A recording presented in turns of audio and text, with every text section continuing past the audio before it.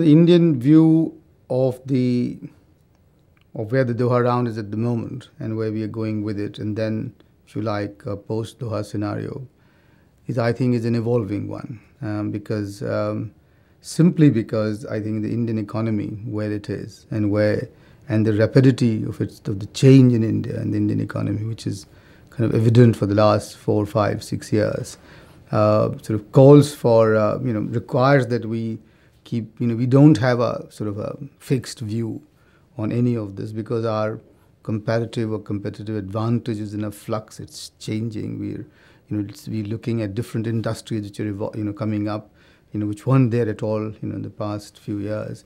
So, I therefore wanted to start off with a caveat, as it were, which is that what I say today and what you might hear other Indians talk about may not hold, as it were, a few years down the line.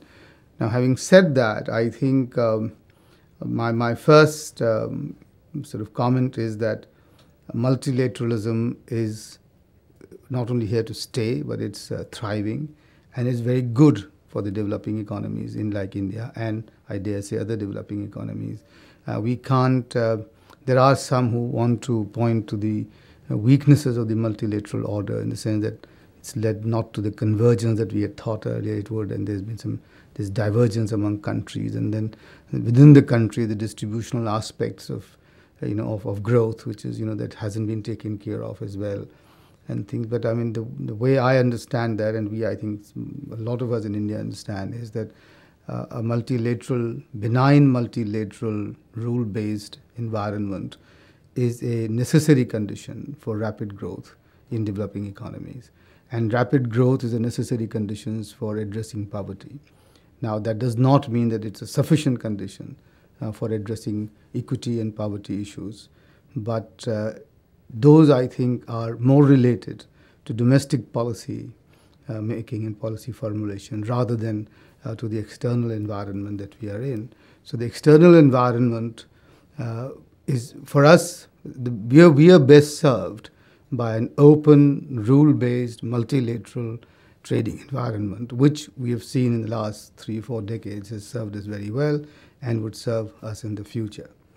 Now, given that, I think India is and will remain committed to safeguarding this environment and to the institutions which underlie that, and which, as it were, which make it possible, and WTO is one of them. So I think the Doha Round should be completed, and India would do whatever it's needed to see that it's completed.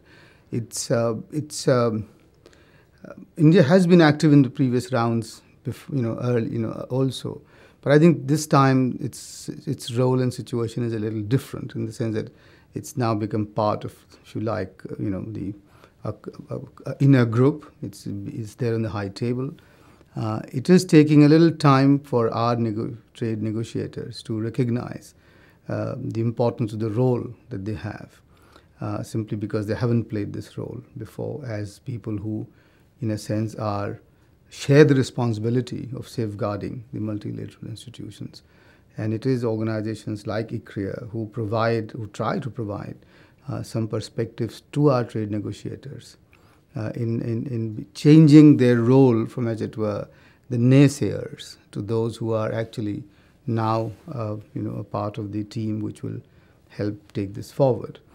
I think it's beginning to come through in that sense. There's just one thought that I've always had is that I've not yet understood fully as to why India is put in that role, given its share in global trade and the share of its own trade in its own GDP, which is doubled in the last 16 years, actually more than doubled. Now, but yet is not the level of the EU or the Chinas or the US.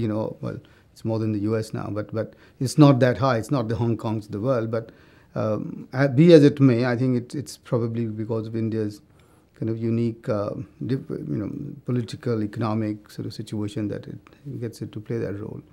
So the first point is that Doha should be successful, and the development aspects of Doha should come through.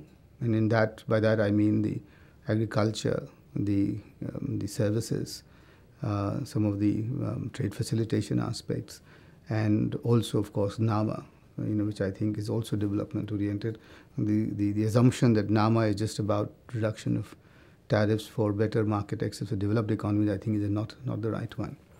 And I think one other aspect here is also what I call the role of the North within the South, that there are some of us, some developing economies, which now have a greater responsibility in providing the access or the resources for our less developed economies to accelerate their development process.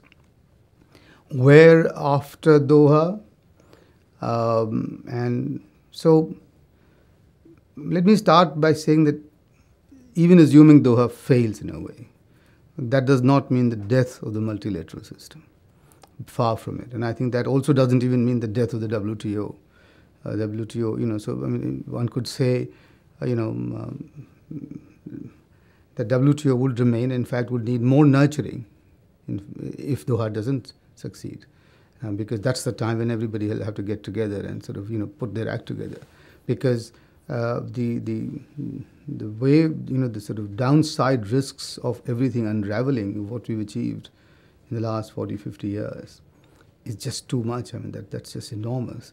And this is what I said, yesterday, and I see this downside risk as much more because I think that the next 2 or 3 decades would be decades of immense restructuring of the global economy and global trade, as countries like China, India, Brazil begin to get greater shares, begin to find, a greater role for their industries, private sector.